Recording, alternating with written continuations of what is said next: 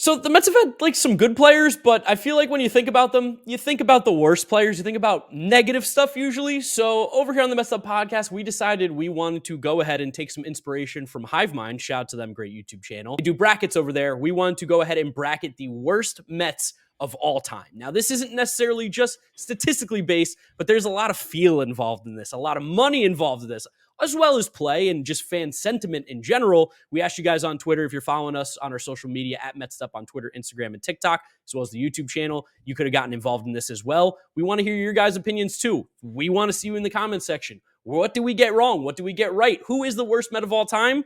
Let's get going into it. James, we have got a banger starting off in the first round. We have got Robinson Cano going up against Daniel Vogelbach. Robinson Cano first, of course, played with the New York Mets in about 168 games, and he hit 269 with a 315 average, 450 on base, 765 slugging, and a 105 OPS plus. But I think there's something a little bit bigger that maybe we're missing here. There's so much more. Just the way that Robinson Cano was acquired by the Mets was this awful trade that everybody knew at the time was bad. It did wind up working in a roundabout way because Edwin Diaz, after about 2019 season, did become the best reliever in baseball, hands down. But it was just so obvious that this, at the time, 38-year-old second baseman, former Yankee, who would come off a steroid suspension, was just never going to be the one that saved the day. And it felt so obvious that a new general manager who was way over his skis and not fit for the role he had was like, I want to make a splash. And then the funniest thing about it is that as those reports are trickling out on a cold December afternoon in 2019, either the week before or the week after, the Knicks had also traded Kristaps Porzingis. Just a really fun time for New York sports fans. There were reports that Mets scouts were, quote, crying about the fact that they were trading their most recent first-round pick, Jared Kelenic. And Kelenic's career has been up and down since. That was the biggest part of this trade. And there's a good chance he goes to the Braves and just makes us eat shit for the next 20 years now. But the fact that we gave Robinson Cano $70 million and our best prospect for 168 total games and 24 total home runs across 3 seasons when he was mercifully DFA in 2022 makes him one of the most reviled figures in Mets history. I think the funniest thing is that we saw Robinson Cano's not only last home run as a Met, but last home run as a Major League Baseball player on the home opener. That's how we should have known the year was cursed. Didn't matter how good things were going. Robinson Cano kind of got us screwed from the start. He's going up against a tough guy, though. Like we said, Vogelbach. We don't think he's really that bad. Again, we'll read out the numbers for you again, but a lot of Mets fans, he was one of the most popular responses ever.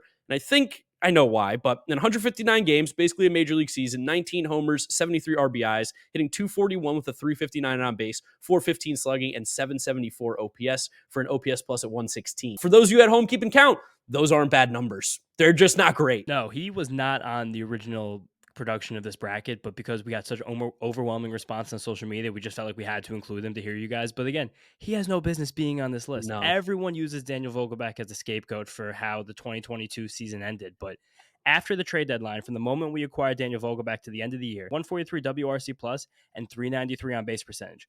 Both of those figures were better than Juan Soto from the time the Nationals traded him to the Padres to the end of that season, when they mercifully beat us in the postseason. So just mind you for a second that he was technically a more valuable hitter than Juan Soto. No one wants to hear that, but no. He was those last 2 months of 2022. And it could have been a lot worse for him. His Mets tenure could have been a lot worse. And in this matchup, there's absolutely no way that Robinson Cano is going down. No, I mean, he went down in the books as Vogel Fats, Danny Burgers, whatever you want to call him. People hated him because he was fat and because he didn't hit 40 home runs a year. But James, I think we're moving on Robinson Cano in this round pretty easily, right?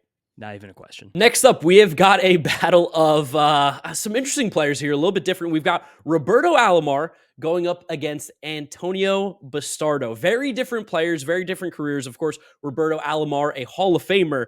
With the Mets, though, not so much. He played in 222 games, 13 homers, 75 RBIs, 22 stolen bases, hit 265 with a 333 on base, 370 slugging, 703 OPS for an OPS plus at 88. It's unbelievable, especially given the context where the Mets had reached the World Series in 2000, made the playoffs at both in 98 and 99, or 97, 99, maybe all three. I don't remember. But this was a team that had real aspirations. In 2001, they came out, had a bit of a disappointing year. We're just around 500. And Steve Phillips, the Maverick, the gunslinger that he is, was like, I'm going all in this offseason. We're bringing in as much as we can. And that started with Alomar just before the new year. And they traded the time primed prospect Alex Escobar, who the old Mets fans are like, he was Fernando Martinez before Fernando Martinez. Alex Escobar, it's the best way I can put it. And even the year before the Mets got Alomar, who was already in his mid-30s, he had a 151 WRC plus. He hit 330. He hit 20 homers, 30 steals, more walks than strikeouts. He was one of the best players in baseball, and the Mets brought him in. From that point on, he was dead. There was nothing. There was not 1 ounce of baseball left in this guy's body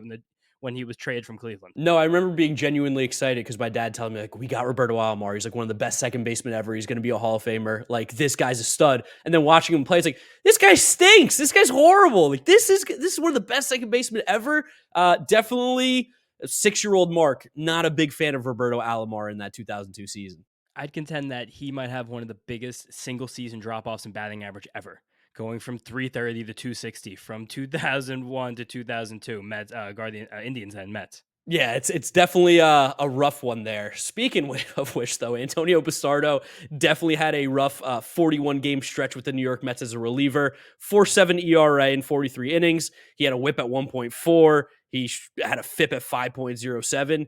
They eventually ended up trading him to the Pirates, which is probably the best thing that could have ever happened because they got back, John Neese, right? That was the funniest thing about Bastardo. The best thing about both of these guys, Alomar and Bastardo, is that the Mets did this. They were like, oh my God, we screwed up so badly. And they just traded them both as soon as they could. Get rid of both of them, just flush it out. But the Mets got Bastardo. He had a good little run with the Phillies and the Pirates. And then they just let John Neese go prior that year. And then they swapped him back so John Neese rightfully could retire as a Met. And Bastardo could just never, ever don the orange and blue again. There are very few times I remember being at a game and like genuinely being upset at a player on the field. And Antonio Bastardo, me and my dad, I remember we had just gotten like the 20-game pack after the 2015 season in the 300 section on the first base side. And me and my dad are screaming because not only would he never throw strikes, he was terrible, but he would hold the ball for like 35 seconds all day. He was a human rain delay and the guy stunk. This one's a little bit tougher than I think. Who are you going with, James? I think just for the lore, it has to be Alomar. But again, like thinking about our lifestyle, our lifetimes, it like Bastardo makes more sense. Bastardo also has a special place in my heart, particularly because he was like the beacon, the biggest lesson for me when I was learning about baseball. Like, you don't sign relievers in the middle class. You just don't do it. You can't do it. He got a 2-year, $12 million contract, which that would probably equate now to like a 2 for 20, which is almost Robert Stevenson just got. And Mets fans are screaming about that one. But this is the big flashing light. You don't sign relievers here. You go low or you go high. You do not sit in the middle. And that's the lesson I've taken with me forever. It's a lesson I hope I've bestowed to you guys now when we talk about relievers all the time in this show. But if I just have to push Alomar because you took a Hall of Famer who went to a team that had legitimate World Series aspirations, and they cratered to being one of the worst teams in baseball for the next 3 years. Yeah, I'm going Roberto Alomar as well. Like, it's more of a personal hatred of Antonio Bastardo, but Alomar, like you said, was kind of way worse for just the organization in general there. All right, next up, as we move through the bracket, Gary Matthews Jr. versus Mo Vaughn. Both of kind of a similar vibe where the Mets probably gave a contract they maybe should not have given, and that was held against these guys. But wow, did these two both stink in Queens. Yeah, Gary Matthews Jr., coming off of a horrendous 34-year-old season with Los Angeles Angels, was given a 2-year, $20+ million contract by the Mets. I don't even know who the GM was at the time. Might have been our friend Omar. Might have been one of the worst contracts he's ever given out. Who knows? But he was so awful. Gary Matthews Jr. in his time with the Mets put up, legendarily bad numbers. He only ended up playing 36 games, did not hit a home run, drove in 1 run, stole 1 base, hit 190 with a 266 on base, 241 average slugging, 507 OPS for an OPS plus at 40. He was, for lack of a better term, absolute dog shit. Yeah, and I think that's one that it kind of gets lost in the fold a little bit because I don't know what kind of expectations were on Matthews because, again, he was never really a good player anyway. He just kind of had this name appeal, but coming to the Mets, he was much worse. And again, another time in Mets history where not one thing seemed to work ever for even a second. But then the other side, you have Mo Vaughn, who came to the Mets as legitimately like one of the better hitters of the late 90s. Like, he never got the shine of Pujols and McGuire, and not Pujols, of McGuire, Sosa, and why am I drawing? And Barry Bonds, of course. No shit. What am I doing here? Because he just didn't have like the gaudy home run numbers. But he had a 10-year stretch, one of these being with the Mets as well, from 93 to 2002, where he had a 300, 390, 540 triple slash. And then he had 300 homers in 1,300 games. Like, he was dominant. He had a 10-year stretch where he was great. And the Mets, even acquiring him at 34 years old, you figure, okay, 33 years old, maybe the prime's over. This is that same offseason too as Roberto Alomar 2001. And he got hurt. and he got hurt again, and he put on a bunch of weight, and he was okay in 2002 for a Mets team that was abysmal. And then by the time 2003 came, he could barely play anymore, and that was it. Yeah, I mean, I loved Mo Vaughn. I was really, really excited because he was in Backyard Baseball, and that was like my early baseball video game, and he was such a dog in that. So I was super excited when the Mets got him, and he was good in that 02 season. Like, there is no doubt. He was very good. He just was so incredibly terrible in 2003, which also kind of leads me to pick Gary Matthews here. I tend to lead towards Gary Matthews because we need some guys who genuinely were just like awful. Gary Matthews never played again in the majors after that. Oh, neither did Mo Vaughn, of course. He retired 35 years old right after the Mets. Body completely broke down in 33. But I do agree with you. And I do want to use this bracket to do a little bit of revisionist history to be like, Mets fans hate this guy. They might not have been that bad as like a preview of what we're going to talk about later on. But I'm with you. Gary Matthews Jr. to the next round. Little 90s matchup here. We got Carlos Baerga going up against Vince Coleman. Two guys who came in with crazy high expectations, and similarly to a lot of these players, did not live up to them at all whatsoever. Coleman is always a guy that especially our dads will go back to, and older Mets fans, as being like, this was like one of the most disappointing things that ever happened. And that's because he came into similar to Alomar and Vaughn, where this was a Mets team in 1990 that really needed a spark, and they thought they still had like the pieces, the foundation of a team that could make a run. And they gave Coleman like $11 million at the time, which probably translates to like $60 million today, and which even is still feels a little cheap. But he was someone who had a lot going for him, and he was just a complete train wreck. He had nothing. He was a 6-time stolen base champion before he got to the Mets. He did none of that with the Mets. He got hurt. He got suspended.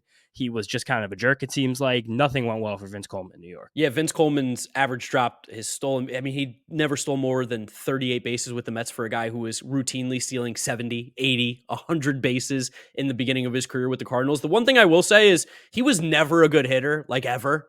And he actually had some of his better like OPS plus years with the Mets, but he for sure was not the same player that they paid for. Whereas Carlos Baerga completely fell off, the face of the earth when he got to the Mets. He was a guy who with Cleveland was pretty solid, like a just good second baseman. He got all-star appearances, MVP votes kind of thing. And then he got to the Mets and seemingly forgot how to hit. Like, just didn't look like he even knew how to play baseball anymore. True. But again, you have a guy in Vince Coleman who they thought was going to be like an all-star fixture at the top of the lineup. And then he got in a fight with their manager in the dugout. Like, I don't think these two things are the same. Like, they're very different. Apparently, one time he injured Doc Gooden, seemingly practicing his golf swing in the clubhouse.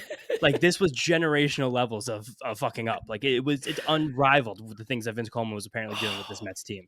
Man, this one's tough, dude, because Baerga was like rocking like an 850 OPS with Cleveland. And then he came to the Mets and he had a year where he had a 550 OPS with them, followed up by 707 and 667. Like, his slash line for the Mets career is that of like Joe McEwing, who's just not a good player, but not on today's video. But like, apparently there was an incident in the Dodgers parking lot where Vince Coleman threw firecrackers at groups of people, including children. Whoa. Okay, well, you know what? That changes it. Vince Coleman's moving on to the next round. Vince Coleman has to get on there. This guy was facing multiple felony charges as a member of the Mets. Okay, Vince Coleman moves on. That's an easy one. You start throwing fireworks at kids, we gotta move you on to the next round here. This one here hits home. This one is a personal.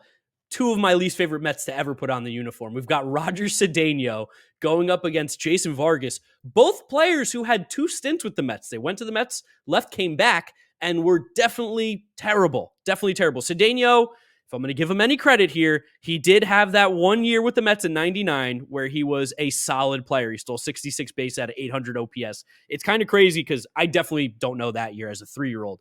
I remember him in 02 and 03 where he was just completely ass. 03, I learned to hate Cedeno so much that made me extra excited when Jose Reyes was called up, just so I could see that stolen base record not exist anymore. Where I was like, I really don't want this guy to have his record anymore. Like, I really can't stand watching him play. Those are the first 2 years I really remember. It's like watching baseball 02 and 03. And I just remember Cedeno looking at this guy like, why is he a baseball player? Like, he doesn't really look like a very good baseball player at all. But then you go to Jason Vargas, Mr. 88, someone who was in the middle of one of the funniest, I want to call it, I don't know, like locker room. Kerfuffle, locker room incidents we've seen in our adult lives as Mets fans. Shout out our friend Tim Healy for being at the center of it, where Jason Vargas just threatened to hit him, threatened to beat him up in the middle of a press conference where he was asking pretty fair questions of a manager who was doing objectively a bad job. And Jason Vargas like, I'm going to hit you. And then also the greatest like little Easter egg in like modern Mets lore is that just a man who looked like he was transported Yes. from the 1700s, like standing next to them. One of the craziest moments of Mets that we've had like the last 10 years, because we go like 50, it's like something that doesn't even get talked about. But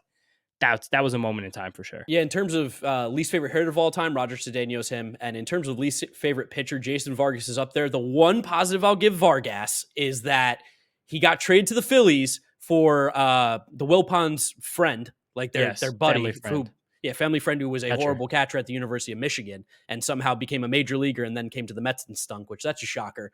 But Vargas then went to the Phillies and sabotaged their playoff run in 2019, pitched even worse with them. So I think I'm going to vote Roger Cedeno because he at least did something positive in my life, Jason Vargas, which was ruin the Philly season. Vargas in 196 and 2/3 innings with the Mets had a 5.26 ERA.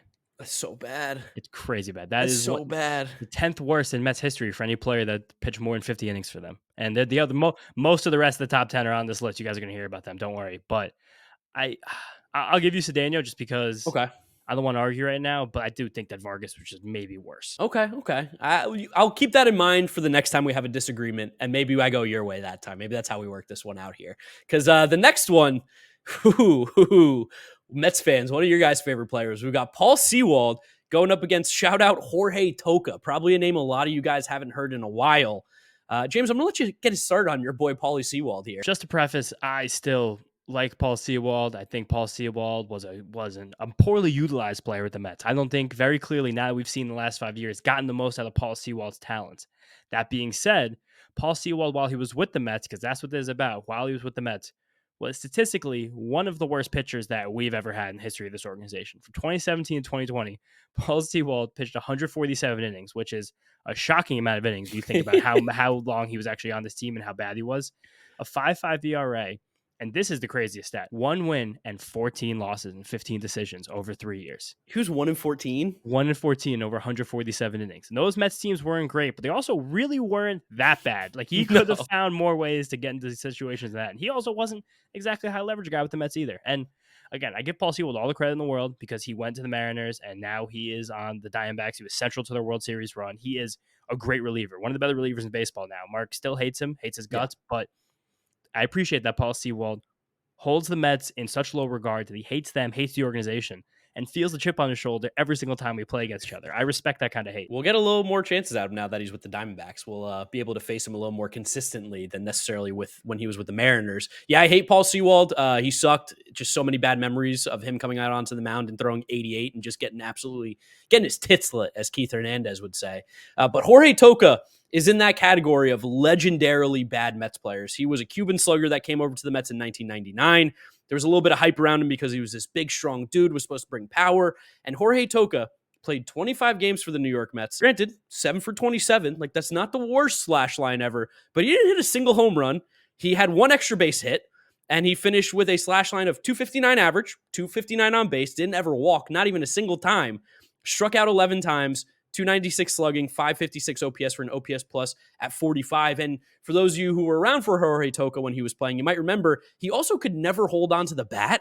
He just constantly was letting go of the bat and it would fly into the stands when he was hitting. So it just seemed like a guy that maybe was never actually very good. Never drew a walk, never hit by a pitch. It was just, the whole thing was just legendarily bad from beginning to end. That being said, Paul Sewald's clearly moving on to the next round. Yeah, we're going to make this one personal. Paul Sewald's moving on to the next round. I can't talk much about Jorge Toca outside of what I just gave you. Paul Sewald, though, I got a lot to say about that guy. We'll keep it on the next one here. James, your boy up next, Rafael Montero. Rafael Montero versus Jason Bay. This is a true battle of the Titans. Maybe the biggest heavyweight we've seen so far in the first round. This is like when UNC is a bad regular season but gets hot in the NCAA tournament and they wind up being like a 10 seed and they're going up against a 4. These are two stalwarts here. And Rafael Montero was supposed to be the big prospect. He came up with a higher prospect ranking than Jacob deGrom. They debuted on back-to-back days. My dad was like, hey, these two rookie pitchers are pitching. Let's go to one of these games. Who do you want to see? I was like, let's go to this Montero guy. He's ranked higher. I think he's going to be better.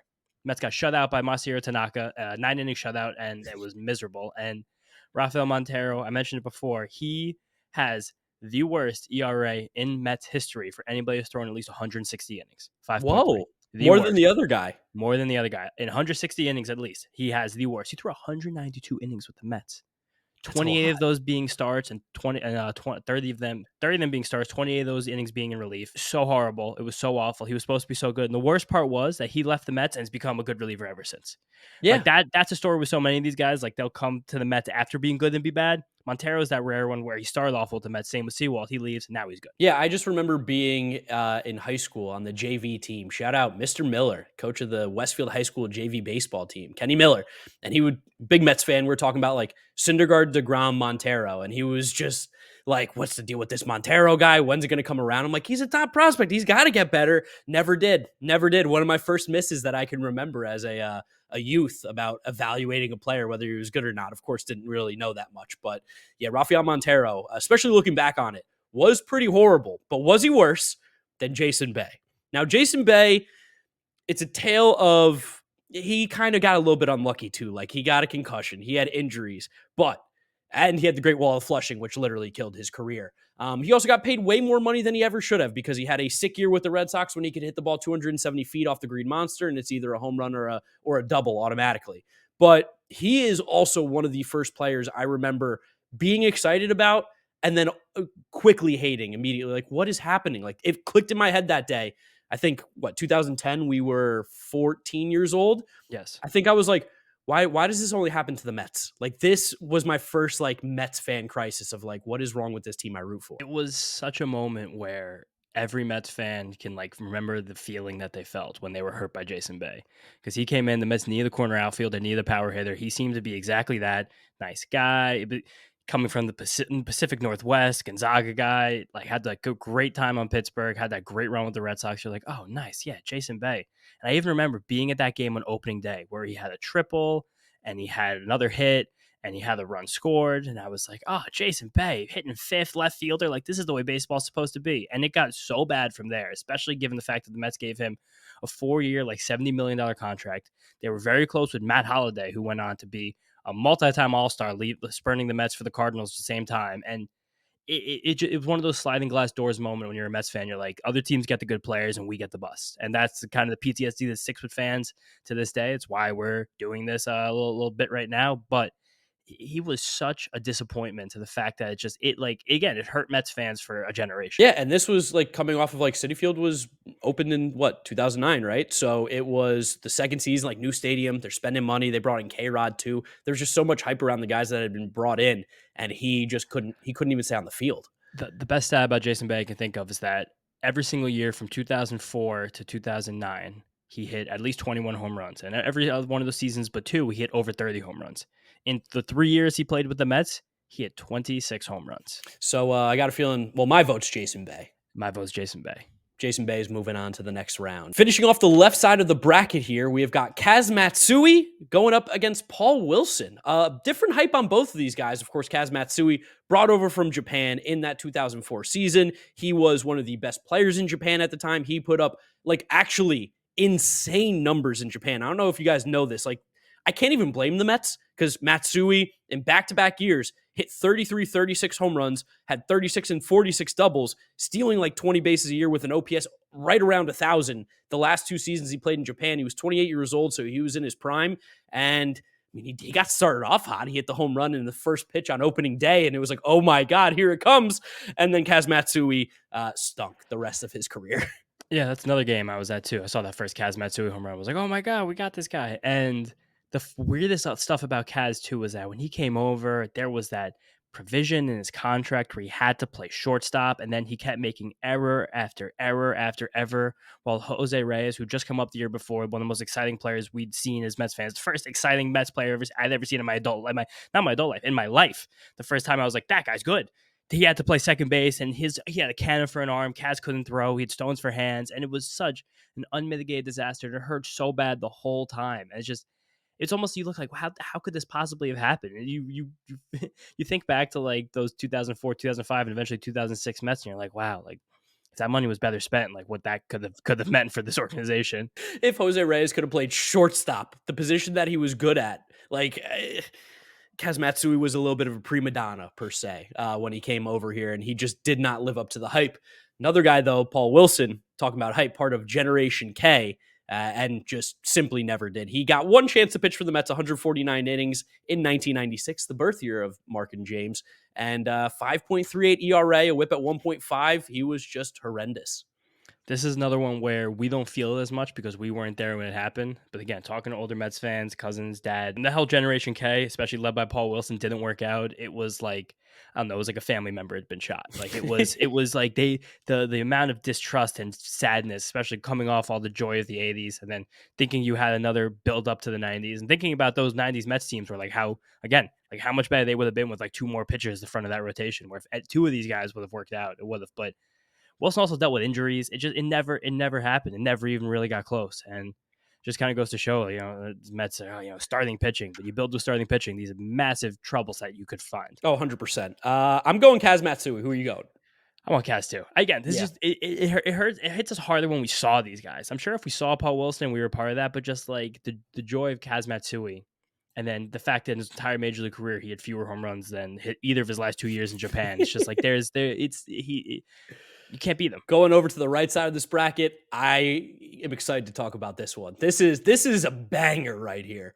We've got Tom Glavine going up against Oliver Perez. And James, I know you've been chomping at the bit to talk about your favorite Met of all time, Tom Glavine. So I'm gonna be quiet. I'm gonna let you take the stage here. I hate Tom Glavine. I hate Tom Glavine so much. I hate Tom Glavine more than most Mets that have ever led. And the worst part is, like, he wasn't even that bad with the Mets. Like, they signed Tom Glavine because he knew it was old. They signed him as 37-year-old. He was coming over from an amazing Hall of Fame career with the Braves, won tons of divisions, only one World Series, though. And they were like, we want someone to steady this rotation. That was when Al Leiter was still here, and it was feeling kind of good. You were starting to get this thing together. And then again, he was totally fine. I think his career with the Mets, he had like a 3.6, 3.7-ish ERA, like no issues there. Won some games, lost some games. Him going out in that game in 2007 and throwing the stinker that he did against a Marlins team that was really awful, and then having like no care in the world about it, like it didn't even matter, so nonchalant, aloof after the game. I'll never even forget it. And the fact that he's the only player ever wearing the Mets jersey to get his 300th win while a member of the Mets team, for all the great pitchers that have come through this team, the fact that it wasn't Tom Seaver, the fact that it couldn't have been Nolan Ryan, it's fucking Tom Glavine. I hate Tom Glavine. Whenever I watch Braves games, I put him on mute. I can't stand the guy. I can't deal with his smugness. I can't deal with his attitude. He is pretty funny. I'll give him credit for that. Like, all those guys were cool. Like, he was a hockey goalie, yada, yada, yada, cool stuff. But I hate Tom Glavine. Yeah, I mean, he shit the bed when we needed him the most. He absolutely crumbled, disappeared, and then went back to the Braves the next season. So yes. And he was great 2006. He was a big reason that team did what they did. Like, he had an awesome year. It was probably his best encapsulated year with the Mets. He was an all-star. Like, he had a great job. He threw 180 innings like every single year with the team. He's not like he got hurt. It's not like he failed. Like, it's not like he failed what he was signed to do. But when the lights were the brightest, he did nothing. Yeah, I mean, just like he did with the Braves, because as we know, they only won one World Series with him, and they were in the postseason every single year for like 15 straight years. So, maybe not a big game pitcher, Tom Glavine there. I was gonna say he pitched okay for us in the postseason in 2006. He did lose a very critical game to the Cardinals, but he didn't really pitch poorly in it. But again, that 2007 game, that will stick with me my whole life. That Mets team was like a juggernaut, and the way it blew was the worst. I just got a feeling I'm not going to be able to convince you here on Oliver Perez, because, I mean, here's the thing. If we're talking worse, Oliver Perez was definitely worse. Like, he pitched a very similar timeline-ish to Tom Glavine. Like, he got there in 06 and was horrendous, and we know what he did in 06 as well. We don't have to talk about that one too much, giving up that big home run. But he just kind of was never good. Like, he had that one season in 07, which, go figure, the year Tom Glavine stunk, he was good. But then the other 3 seasons after that, he was a disaster. He was mentally bizarre to watch play baseball, because he would hop over the line. He would change how he was throwing randomly. Seemed like sometimes he wouldn't even agree with whatever the catcher put down. He'd throw whatever he want. It was just bad. This is what I'll say about Oliver Perez. 1, met him. Nice guy. Had a beer with him at the Diamondbacks playoff game against the Phillies. So he was a cool dude. And 2, he somehow turned it into a 20-year career. I don't know how. Just being a lefty, I guess. Crafty lefty. But he definitely was worse with the Mets. The funny thing is about Perez, I'm talking about that weekend with Tom Glavine, but the fact that Sunday game, that Friday game, Ollie blew it, if you remember correctly. I think he walked like 5 guys in the first inning. Yeah. And I was at Shea Stadium that night. And Stop going to games. I mean, no. I've been better recently, but back in those times, it was just bad. But the moaning and groaning in that stadium, that was when everyone was like, oh, this is actually going to happen. Like, we're really going to blow this. And That was it. Especially coming off with that year where he was probably the second and third most trusted pitcher on that team. He threw 180 innings. He made 29 starts. The year after, he made 34 starts. Like, he was out there. It was just, he was signed as a guy who, like, they were trying to project upon, like, we can make him better. And he did have, again, that one very good season, but the Mets just weren't fit as an organization at the time to get more out of a guy like Oliver Perez. So who's your vote there, James? Who are you going with? It has to be Tom Glavine. I hate Tom Glavine. Is this the one I'm going to give to you to let you have Tom Glavine here? Yeah, you definitely should. Okay, I'll move Tom Glavine on. My vote would have been Ollie, but I'll move Tom Glavine on because you know what? I also hate that fucking loser. I hate him. The next matchup we have here, one that I think you guys probably want the most. Darren Ruff versus Pedro Estacio. Mark, I think everyone knows about Darren Ruff. Tell the people about Pedro Estacio for a second. Yeah, Pedro Estacio is a guy that I will admit I had a better memory of how he pitched. Looking back at the numbers, he was horrendous with the Mets. He was really, really bad, like genuinely one of the worst pitchers in Mets history. 228 innings, a 5.2 ERA with a whip at 1.4. He just didn't do anything good. He was a part of some of the worst Mets teams of my lifetime, 02 and 03. You're seeing a theme here with a lot of these players. Usually a lot of the losing teams on the Mets have some of the worst players of all time. He just wasn't very good, and I think they gave him a pretty decent contract as well, coming over from Houston and Colorado, where he'd been pretty successful. But I don't know if he stacks up against Darren Ruff. There's no way. Darren Ruff had a legendarily bad 2-month stretch with the Mets. And again, I don't think it was technically all his fault. For some reason, the second the Mets traded for him to be their designated hitter, their lefty masher, they decided to throw him in to pitch in a game against the Braves that gotten out of hand, that he actually hit a double and had 2 RBIs in before he entered the mound. And in that instance, he pinched a nerve. And he didn't really take any time off at the time for pinching the nerve. He ended up taking a few days off like a few weeks later. But he, in total, had 10 hits and 74 at-bats with 6 runs scored, 7 RBIs, only 3 extra base hits, and a shocking 22 WRC+. So he was 78 worse than league average with the bat, which is hard to do in 2 months. Yeah, he was genuinely felt so bad for the guy too. So bad. Like we're not the Mets fans who want to root against these guys. Like we're talking about hating Tom Glavine, and I hated Roger Cedeno and Jason Vargas. I don't want to hate these guys, but he made it really, really hard to root for him. And whether or not he deserved as much hate as he got, Buck Showalter definitely put him in awful situations too, facing righties at times late in the game. They're like, hey, Darren Ruff, you need to save the game against a righty, something you're not good at, something that the Giants never made you do. And also the fact that trade got crazy overblown, trading J.D. Davis and 4 minor leaguers who no one gives a shit about anymore. It's probably still Darren Ruff, though. I'd love to ask Mets fans who was in that trade, because I don't think anybody can remember. Can I guess? Yeah, I guess. Who was in that trade? Okay, so we got Thomas Apucky. We got J.D. Davis. Yes. We've got, wow. Mm-hmm. It's going to be tough. Was Carson Seymour one of them? Carson Seymour was one of them. Okay, Carson Seymour. Then there's one more you're forgetting. Nick Zwack. Yes, there it is. Nailed it. I mean, where are they now? I don't know, but I mean, I don't think maybe Seymour gets to the major leagues. He throws the hardest out of all of them, but there's definitely nothing exciting in that trade. So that was a big reason that got overblown, but it doesn't get past the fact that he was one of the worst hitters in baseball from when they acquired him to whatnot. Yep. Darren Ruff moving on to the next round for a Ruff Glavine matchup coming up in round 2. Going to be previewing that one soon here. Next up, we've got a battle of terrible pitchers. Jared Eichhoff versus Victor Zambrano. Jared Eichhoff was someone that I fought to get on this list. James, you were not as big of a proponent, but I did then read you out the numbers of Jared Eichhoff with the Mets, and it's laugh out loud funny. So he pitched in 2021 with the Mets, 19 innings. He had an 8.69 ERA. He had a 2.03 whip. So every inning, on average, 2 guys got on base, whether it was a hit or a walk. And he gave up 19 earned runs, 30 hits. He walked 10 batters. I mean, he hit 3. It's shocking how bad he was. My favorite Jared Eichhoff start is that he gave up 9 home runs in 19 innings pitched. So on average, a home run every other inning for Jared Eichhoff. And the worst thing that he did, because again, this was a situation where the Mets were totally out of options. That, if you guys remember that summer of 2021, it was James McCann was playing first base. Like we needed Jared Eichhoff to pitch, as when we learned about Tyler McGill. But he came up and then went down because he was horrific. And then they were like, you know what? Yeah, just do it again. Let's just come up again a couple weeks later. And the worst thing that Jared Eichhoff did by far is that I don't know if you remember this, but he totally spurned the Braves' run. On July 27th, this was like about a few days after Ronald Acuna tore his ACL.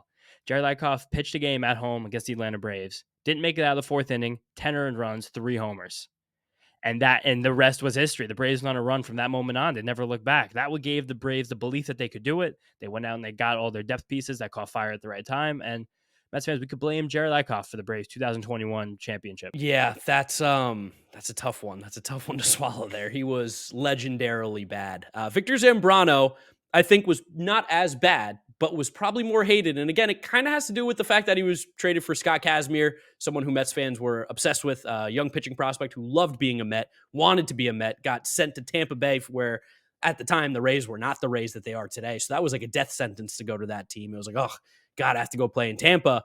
And we got Victor Zambrano back, who was supposed to be this steady pitcher who's going to give you great starts every game. And while he wasn't as bad as I remember, he still wasn't good, like, at all. No, the worst part about Victor Zambrano is, again, when the Mets acquired him, I think most people realized he wasn't good at all, besides the illustrious Jim Duquette, who I think executed this trade, if I remember correctly. Known baseball knower. But Zambrano coming to the Mets, you guys know I love to talk about strikeout minus walk rate all the time. And Zambrano was the king of the opposite of this. He just walked guys left and right. Even coming to the Mets, these were his strikeout minus walk rates before it happened. League average for this hovers around 8 to 12. If you're really good, if you get above 15, the best guys in the league sit at 20. 2002, 1%. 2003, 3%. 2004, 3%. He was basically walking the same amount of guys he was striking out. And the Mets were like, here, take our best pitching prospect for it. And there's another one where it's a compound issue to where Victor Zambrano, by the time 2006 got rolling, the Mets were like, you can't be anywhere near this team because you're a disaster. We don't want you to pitch ever. If you have an ascending Scott Kazmir at that time, maybe the whole thing winds up differently. You have one more relief option. You have one guy to make a spot start. The compounding of Victor Zambrano is the part that kills me the most and always will. Yeah, it's the crux of Victor Zambrano. It's just there's a whole lot besides what just happened on the field as to why he's one of the worst. So are you going Zambrano? Who are you going here? I think I just have to go Zambrano again for the volume because Eichhoff wasn't a part of any Mets season and any Mets roster that could have actually been anything. He was just generationally bad, but we also knew how bad he was. Every time Eichhoff went to the mound, it was a meme on Twitter. Everyone's like, you got to be kidding me with this guy. Yeah. Whereas Zambrano, the trade for Victor Zambrano could have cost the Mets a chance at a championship and more postseason berths. Yeah, I was actually leaning Eichhoff until you brought that part up about how is the walk per strikeout thing. I didn't realize that he was rocking like a 1% K to walk ratio. So the funniest thing about Zambrano too is that his first start with the Mets, he actually got in that bat before he pitched. The Mets had batted around before he got to the mound, and he almost blew that game.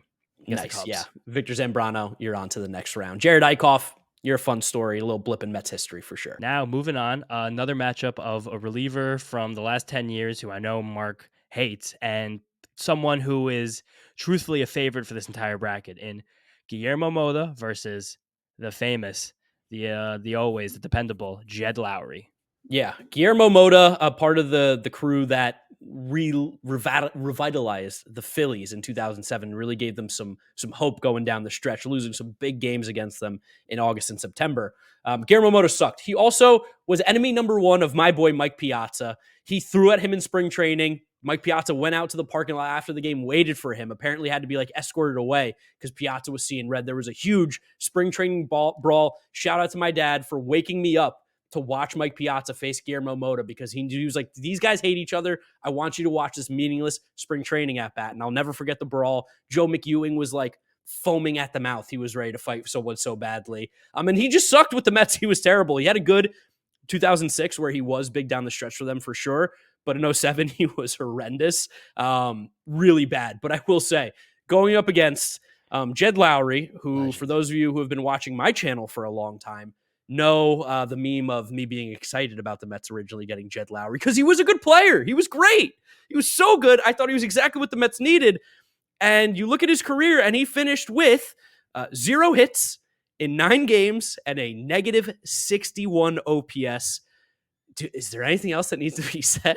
2 years, $20 million. The same vibe as when Brody Van Wagenen's trade for Robinson Cano is we're going to legitimize this team right now. And almost every single thing he did was either wrong, stupid, or both. Yeah. And again, Lowry was a good player, had a good career, came up with the Red Sox, was pretty exciting for them. I think he was he just left before that World Series they won in 2010s. He was on a lot of really, really good Oakland A's teams that were routinely in the playoffs, with him being a central contributor near the top of the lineup for many years. The year before the Mets signed him, he had 23 homers, career high. The guy was playing a little bit, and then it was just a total fiasco. No hits, $20 million for 0 hits.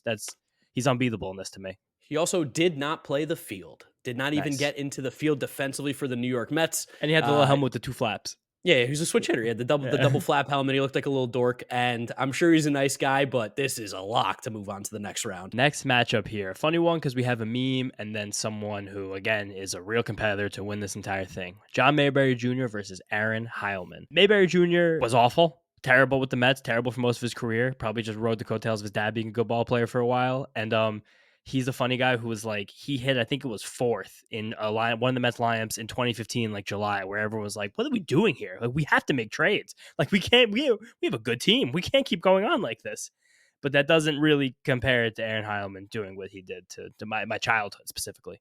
I take back everything I've said about all the other players. I hate Aaron Heilman more than I hate anyone that's ever put on the uniform for the New York Mets. Like there's a world, I'm going to say this, where if Chase Utley put on a Mets uniform, I'd still hate Aaron Heilman more than I would Chase Utley. He just brought me so much sadness and so much anger. I think it was the first time I ever realized oh, sometimes pitchers are bad. Sometimes there's just bad juju around a guy. From the day this guy came up, he was horrendous. And while he did have a couple good seasons sprinkled in the 2000s with the Mets, it just felt like every time there was a big moment, every time there was a big out, anytime that you needed something from Aaron Heilman and he came into the game, he blew it. This guy thrived in low leverage situations, but anytime there was pressure, he would shit his pants. I saw him at the MLB draft combine. It took everything in my power to not go up to him and tell him to go fuck himself. And also, he was a first-round pick by the team. Great college pitcher at Notre Dame. Like, it seemed like he was going to be a guy who was going to come up and change things. Which hit did he give up in 2006? It was he gave up the Yachty. Yeah, he did. Yeah. I thought you mentioned before Ali, but I was like, I really think it was Heilman.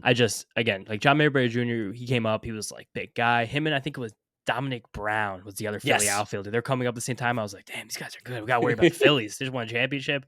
Can't let them out of our sight. But they were awful. It's Heilman all the way. Yeah, I agree. It's got to be Heilman. I hate him. Oh, God. Hate this next guy, too. Jeez, there's a lot of Mets players in these 2000s I really hated. Was I even a fan at this point? I was horrible as a kid. Luis Castillo going up against Jim Fregosi. A little bit of an old school. We got to throw a couple old school guys in here for the older listeners at home. Let me talk about Luis Castillo first before I let you get going. He came in similarly to kind of like Roberto Alomar-ish way of like good player, great with the Marlins, won All-Star games, good fielder. I want to stress that, good fielder. And he came to the Mets, and his batting average plummeted immediately. He hit 245 in 2008 with the Mets. He hit 235 in 2010. Finished with a career average of 274 with the Mets, by far the lowest of any of the 3 teams he played for. He was a horrendous fielder at second base. We don't need to bring up him dropping that pop-up that A-Rod hit against the Yankees, and shout out Matt Storks for calling me on my home phone and be like, did you see it? I'm like, yeah, I fucking saw it. Of course I did. This is hell. This is a nightmare.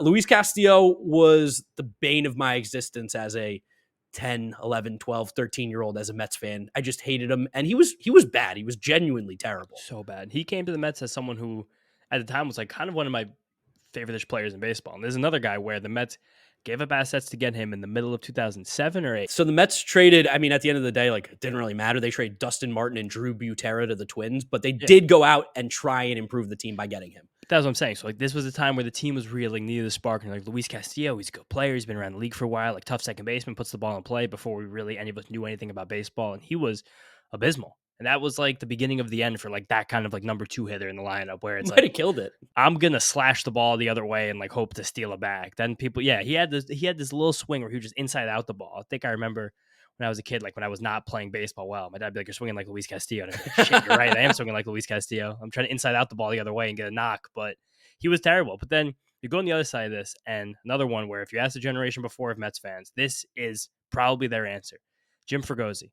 And it's a shame because Fregosi had, truthfully, all in all, a tremendous career. It just so happened that it was not with the Mets. The real problem, though, with Fregosi was that he just happened to be traded from the California Angels for Nolan Ryan, who, as we all know, was a part of the Mets' 1969 championship team, went on to be one of the greatest pitchers in the history of baseball. And Fregosi, again, had an amazing career. I was looking at before, doing research for this. Fregosi, in all shortstops in the history of baseball, top 7 in WAR through their age 29 season. The history of the game. The history of the game. He had a 10-year stretch to start his career. We're like, oh, this guy could conceivably be a Hall of Famer. But it was a skill set that was probably not very valued at the time because he was like a 260, 270 type of hitter with like a little bit of power, a little bit of speed, and played good defense. But he came to the Mets, he didn't know how to play baseball. He, in that 1972 year, hit 5 homers in 100 games, had a 230 average. It's the kind of thing that get kicked you out of the league back then. And again, situation where this Mets team, the 72 and 73, of course, were in the thick of it, and they gave up real assets for this guy, Jim Fregosi, who was nothing. And then he leaves the Mets, and he has a good little spurt at the end of his career with the Rangers, probably with Nolan Ryan on the same team. Yeah. I kind of am okay voting for Gozi, but I want to vote Castillo because it's more personal to me. So my vote's Castillo. I'm with that too, but we also are doing a thing now where it's only the guys that we saw are moving on. That's true. Man, dude, you can't move on for Gozi.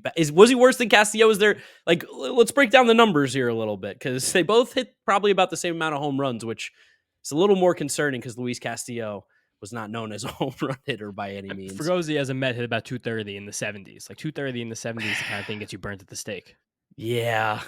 Oh, man, Jim Fregosi had a lower OPS plus than Castillo, too. And again, with all this, no matter what, whoever moves on here is losing to Heilman in the next round. So it's this is a low impact play. This is like 8 versus 9 with the number 1 seed Kansas Jayhawks waiting for the next matchup. I move Fregosi on. Now, as we close out the bracket here, the last 2 matchups, we have Juan Samuel versus a favorite of mine personally, Corey Oswalt. Mark, talk on Samuel.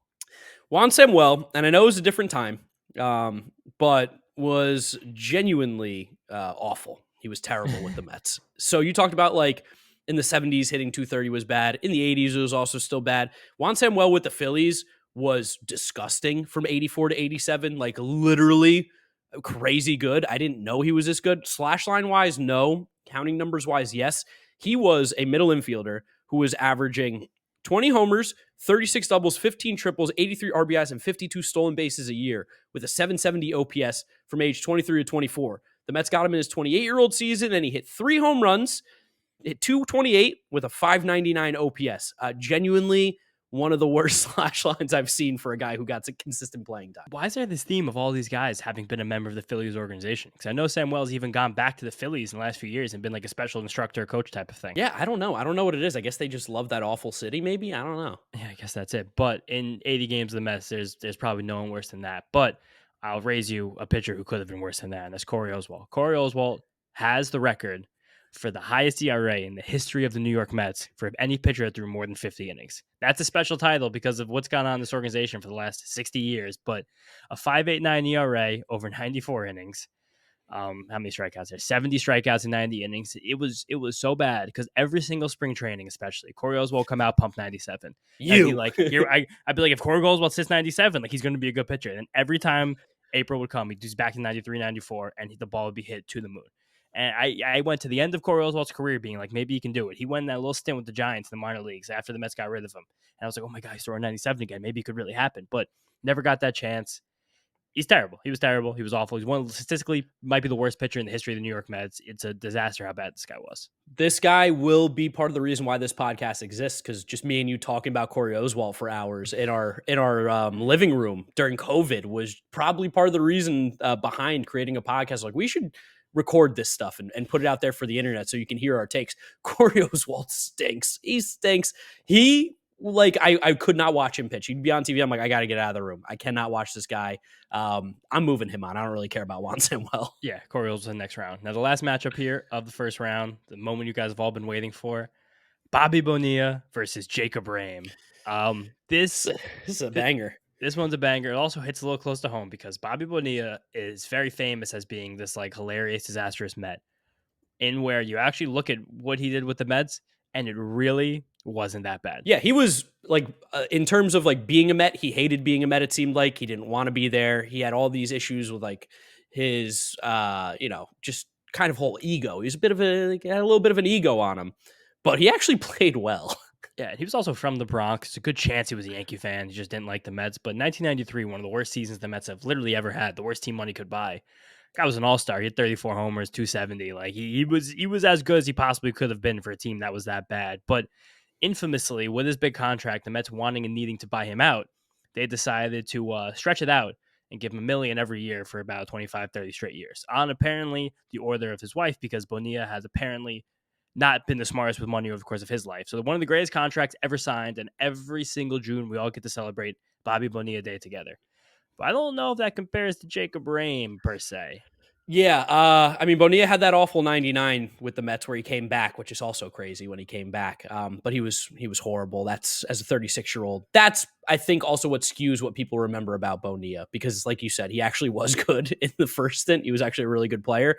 Jacob Rhame, on the other hand, was never good with the Mets. Didn't even, I don't think, have one good appearance necessarily. He was a part of the Curtis Granderson trade. He was a player to be named later from the Dodgers. One of the few rare times you get a player from the Dodgers and they stink. Teams like the Astros get Yordan Alvarez. The Mets get fucking Jacob Rhame. I mean, could that have even been the same year that they were traded? I don't even want to actually look that up Yeah, because no.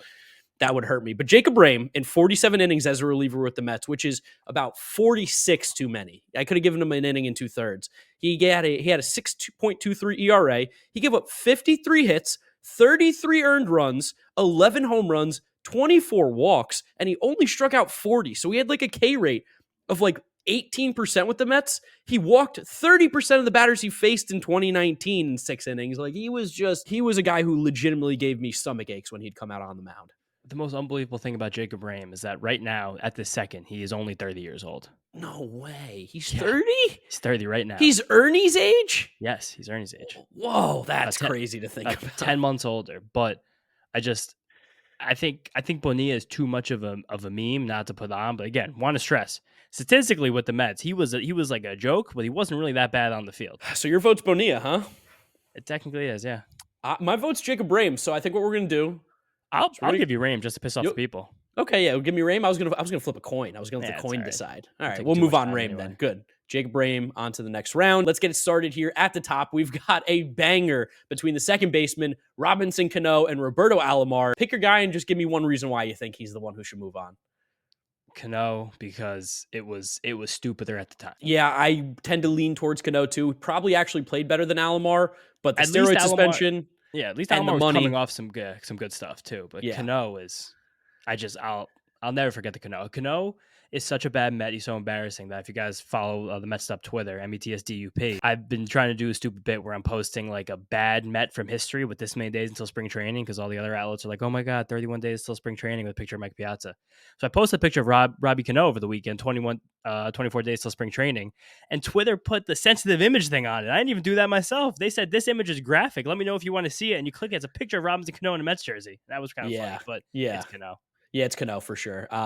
Just one of the worst players, and he was keeping good players out. So Robinson Cano, you are moving on to the next round. Next up, we have Gary Matthews Jr. versus Vince Coleman. Honestly, I think this one's kind of easy. I don't think there's a lot of discussion. It has to be Vince Coleman. It has to be Vince Coleman, especially knowing that he was throwing fireworks at children. That's going to be multiple felony charges while as a member of the Mets is bad. Like Gary Matthews Jr. makes it on here as a more personal thing of remembering how bad he was, but Vince Coleman like hurt a generation of Mets fans. We've got Cedeno going up against Paul Sewald. Oh wow, this is actually a tough one. I'm gonna let you make your pick first. I don't know where I'm going here. I think so much about what's gone on in the last 5 years, Paul Sewald becoming legitimately one of the best relievers in baseball, and how much he still hates the Mets and our fans. And again, no ill will towards him because he was just misused and he found a way to develop and he turned himself into a good major leaguer. It looks like could be for a pretty long time. But as a Met, again, 1-14 in 150 innings. You can't get worse than that. This is the worst Mets ever. He's one of the worst Mets ever. Yeah, I hate Cedeno, but Cedeno had 1 year that was good. Paul Sewald had maybe 6 innings that were good. So I'm going to move him on. And he's such a little piece of shit, too, waving goodbye to the fans when he wins. But whatever. All right. Next up, this is tough. This is the hardest Jason one Bay versus Kaz Matsui. I mean, my heart immediately goes to Kaz Matsui. I'm going to say it. My heart immediately goes there because does it? Is it just, were we just stupid for thinking he was going to be this good? But also the numbers he put up were insane, but Jason Bay did it in the majors. Both of them felt like it couldn't really miss because Kaz was so good in the Japanese league. And this was like not very long after Ichiro. Like this was like everyone was trying to, get it going then. But Bay, like looking back, you're like, wow, we were dumb. Like that left field just swallowed them up. Especially after we watched what happened to David Wright the year before. We're like, why did we get a righty bat who has like fringe power instead of real power? Like, why was this the plan? Like, why did we do this? And I don't know. He got hurt, felt bad, but it just Jason Bay was so bad. I think it just has to be Jason Bay. Jason Bay was the face of this tweet that went out. So I think it just has to be Yeah. Jason Bay. Okay, I think you're right. I think it has to be Jason Bay. It has to be Jason Bay. Moving on to the right side of the bracket here, we've Ugh. got the tough one: Tom Glavine versus Darren Ruff. I'm going Darren Ruff. Tom Glavine hurt us more I know, but he was in a specific moment, but Darren Ruff worse. genuinely put up one of the worst stretches in baseball history. Yeah, Glavine was too good volume wise to be considered this bad, I guess. So just Yeah. moving on, Darren Ruff. Moving on, Darren Ruff. He's moving on to the next round. He's going to be going up against a tough target. We know this is going to be Jed Lowry, right? We don't even have to. It's Jed Lowry. Next up, we've got Heilman versus Jim Fregosi. Again, I think this one feels similar. I understand the old heads might be feeling more Jim Fregosi, but Aaron Heilman ruined my childhood, so. Even the old heads saw the 2006 NLCS. That's true. I hope they stuck around. Maybe Jim Fregosi was the last time they rooted for the Mets. You don't know. And now the last matchup of the Sweet 16, we have battle of two of the worst pitchers that we've seen in the last 10 years for the Mets, Corey Oswalt versus Jacob Brame. And I think it has to be Oswalt because he was as bad and pitched more. Yeah, I was like, I want to put Jacob Brame on because I think, but like, whatever. Corey Oswalt pitched more innings of bad baseball, so it's got to be Corey Oswalt. He just genuinely hurt the team more. We've got a hot Elite Eight coming in here. We have got Robinson Cano versus Vince Coleman. Who do you got, James?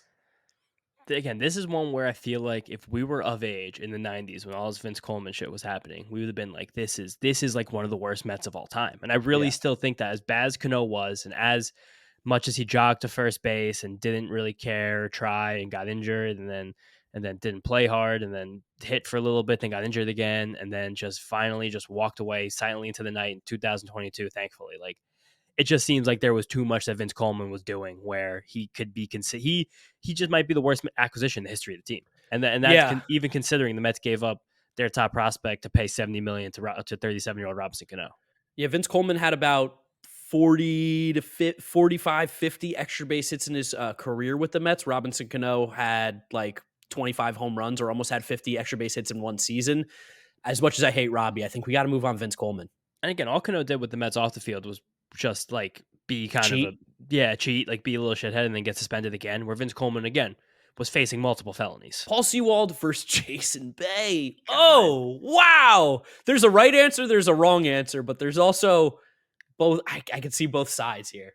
This is funny because I feel like these two almost like look a little similar. They're both kind of same build.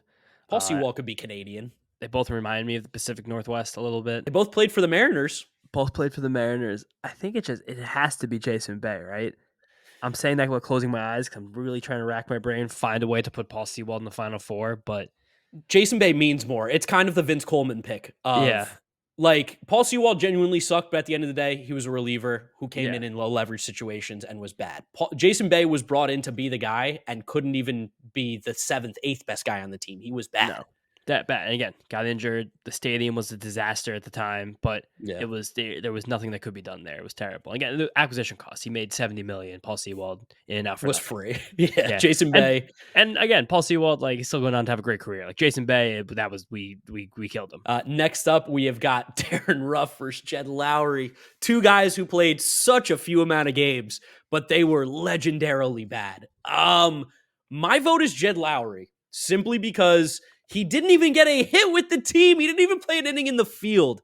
That's unmatched for a guy who got $20 million. And you know what? It wasn't even his fault. He got hurt. Whatever was going on, that was weird with those phantom injuries. But no, I don't think it was. Apparently, it was the Mets didn't allow him to get his surgery because that was always the story around Jed Lowry. Okay. So he wanted to get an operation. They were like, you gotta try and rehab and play. But still, like it just has to be him. Again, I feel for Jed Lowry because he could have been a good player. He was a good player before. Sure. He was a okay player after. But we're just looking at this in the lens of while you were a Met. And while Jed Lowry was a Met, statistically, you could not have gotten any worse. Even Darren Ruff had a few hits. Jed Lowry had none. And then we've got the matchup of just awful pitchers, Aaron Heilman and Corey Oswalt. I'm going to say something crazy. I lean Corey Oswalt.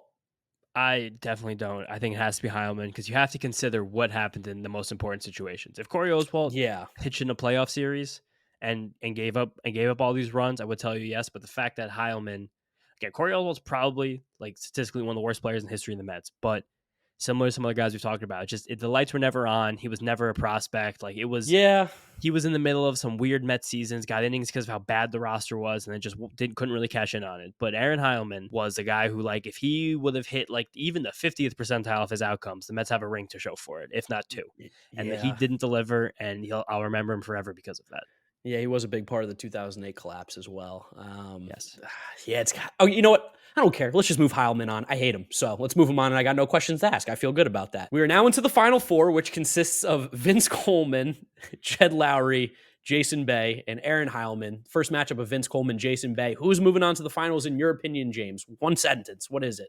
It has to be Jason Bay because he affected my life more. Like, Vince Coleman was generationally bad, but those Mets teams seemed like a mess with or without him. Whereas Jason Bay, again, those teams also were a mess with or without Jason Bay. But the fact that this is the worst contract we've seen given out as Mets fans. Like, maybe if we had more of a frame of reference, our listeners were a little bit older. But this is Jason Bay. Like, Jason Bay, I'll go to my grave being like, that was the worst contract the Mets hopefully ever gave out.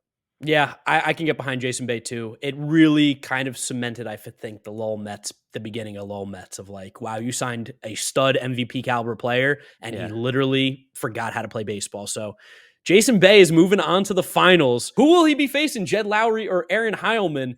My vote's Jed Lowry. It's impossible to not pick this guy. He didn't get a hit in 2 seasons. He didn't play the field. I hate Aaron Heilman, but literally Jed Lowry had the most minimum impact ever. It was so little that he hurt the team. It wasn't so little he hurt the team. He just hurt the team because they just gave him this money and then nothing else could be done after that. Where again, like I keep saying it, like Heilman, oh god damn, like 2006, he wasn't even bad that season. 2007, the same. Like, he was actually good those 2 years in relief, but I don't know. He that was the moment where like it all was put in perspective. Like, this is gonna be a life of turmoil and trouble. I think that's the difference though between like least favorite Met ever, because I think he'd be up there, and worst Met. Jed Lowry genuinely is just statistically possibly the worst Met ever. Yeah, I think it's a disservice to not have him in the finals. Aaron Heilman had 2 regular seasons where he was good. I hate you're making me defend this guy, but I gotta have my boy Jed Lowry. If you want to leave it up to the coin, we can leave it up to the coin. No, I'm down for Lowry because what you're saying is true. Like, Heilman is probably my least favorite Met ever, but Lowry statistically, he is like the worst. He's the worst Met ever. Never got a hit. And that brings us to a banger in the championship, probably one that we could have forecasted from the beginning here. The worst Met of all time, Jason Bay versus Jed Lowry. Mark, where's your lean? Man, this one's tough. This one's really, really hard. My brain says Jed Lowry. My heart says Jason Bay. Because again, Jed Lowry literally didn't do a single thing. Jason Bay just kind of ruined little Mark's brain a little bit, kind of fucked it up a bit of like, oh, negative things can happen. Like getting beat down with the Cardinals playoff stuff, like that still stunk, but like you lose games sometimes. We signed what was supposed to be like in my head, like when we got Carlos Beltran, when we got Johan Santana, those caliber players, and he just wasn't that. I think I'm going Jason Bay. I'm also ready to go Jason Bay. Like, my instinct with this from the beginning was it's just Jason Bay again. Like, that's the moment we were becoming somewhat adults here. Like, things were starting to change in our lives. We're going to high school. Like, we're starting to know a little bit more about the world, this and that. And then there was never a moment where he was even any good. I guess sucks he got concussed. We didn't really know enough about concussions then, but he was bad the whole time for so much money. And he was supposed to kind of be saving David Wright in a way after that bad 2009, like get him back. And like, the butterfly effect of the Jason Bay contract probably goes far beyond our imagination. I think just he has to be the name, the face, and the brand behind the worst Met of all time. Honestly, probably scared the Wilpons a little bit from spending money again too. Probably spending did. That money. That whole concept that they said when Bryce Harper and Manny Machado free agents, hey, we already have a $30 million player. We don't want 2. Or we don't need 2. Or who has 2? Where it's like this probably screwed up the next like 10 years of Mets free agency in a way. So, Jason Bay, I'm sure you're a really nice guy, but you have gone down, according to the Mets'd podcast, as the worst New York Met of all time. Guys, thank you for listening. Thank you for watching this episode. If you want to see a version of this, you want to fill it out yourself, I'll leave a link in the description on both Spotify, Apple Podcasts, and the YouTube channel if you want to see that. Follow James on Twitter at James_Schiano. And me at GiraffeNeckMarc with a C. Thank you guys for listening and watching, and we'll catch you on the next episode of the Mets'd podcast. Peace out. Peace out. See you guys next time.